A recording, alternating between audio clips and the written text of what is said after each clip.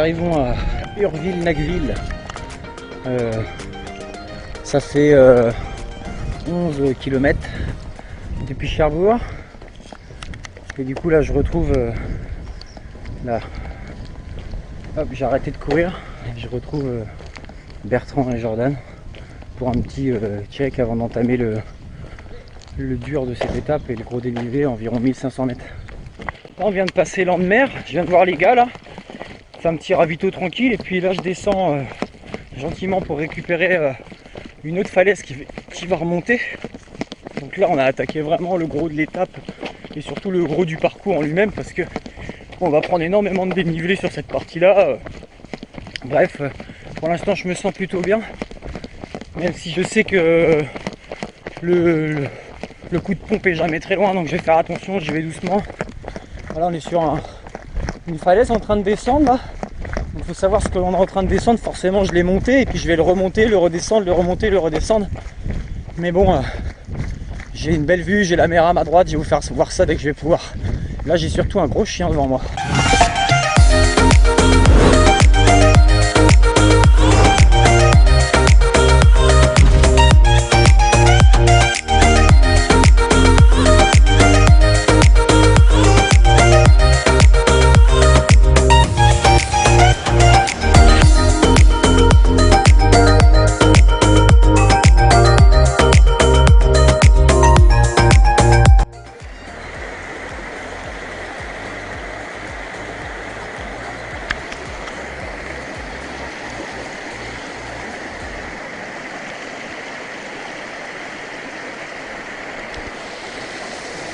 Ah, on s'éclate, hein.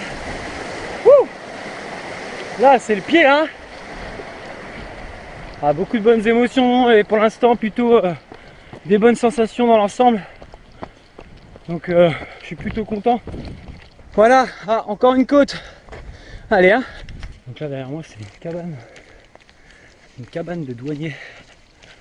Donc en fait ici on est sur le sentier des douaniers, bien connu des Normands et même souvent bien connu tout court.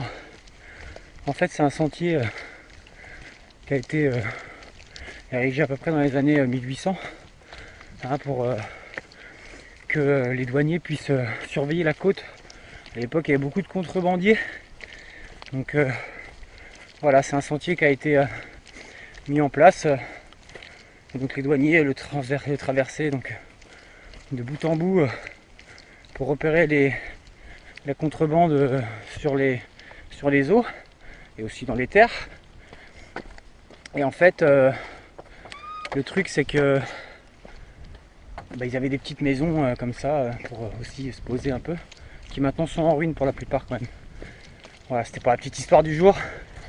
Voilà, on vient de tout là-bas là, tout au fond Cherbourg.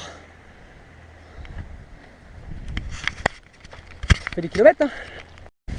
Arrivé à Port-Racine, je vais arrêter de courir pour que vous voyez un peu.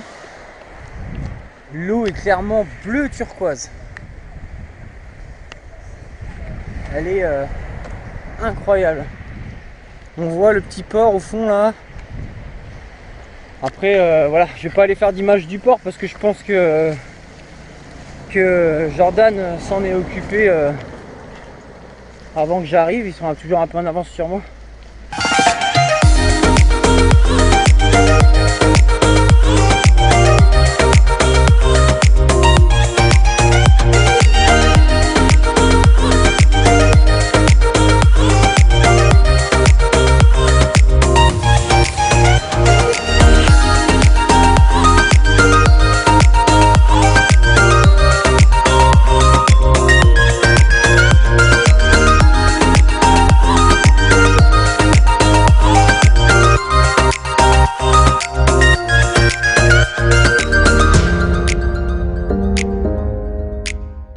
Là on est à 3 km de Goury, du phare de Goury, et on retrouve, comme je le disais tout à l'heure, des étendues complètes de galets où il est impossible de courir, hein. Vraiment c'est impossible, ce serait trop prendre de risques.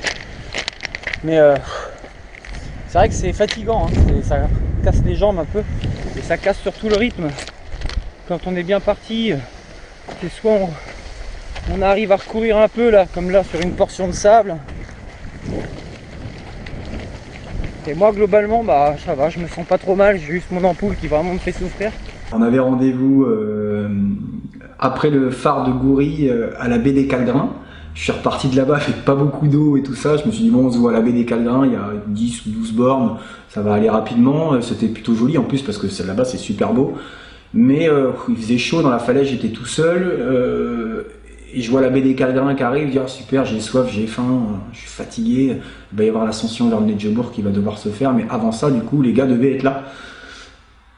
Et il y avait personne. Il y avait personne, donc du coup je les appelle, je leur dis bon voilà, vous êtes où? Ah mais on est en haut, on est de Nedjebourg, on est monté, ça y est, c'est fait. Oh, non mais les gars, vous deviez être là, qu'est-ce que... Et là au moment où je commence à râler, clac, le talkie-walkie qui coupe, plus de batterie. C'est compliqué. Mais bon, on a dit qu'on filmerait les bons et les mauvais moments, donc on va faire ça. Donc bah du coup voilà, j'étais très énervé et j'ai continué l'ascension vers la fin de l'étape comme ça, sans eau, sans rien, mais voilà, j'étais un peu fâché. Mais... C'était mon pire souvenir, mais ça s'est vite arrêté là-haut puisqu'on a bien rigolé après, donc voilà. Mais, il y a eu beaucoup de mauvais moments, mais celui-là était particulièrement énervant. Ouais.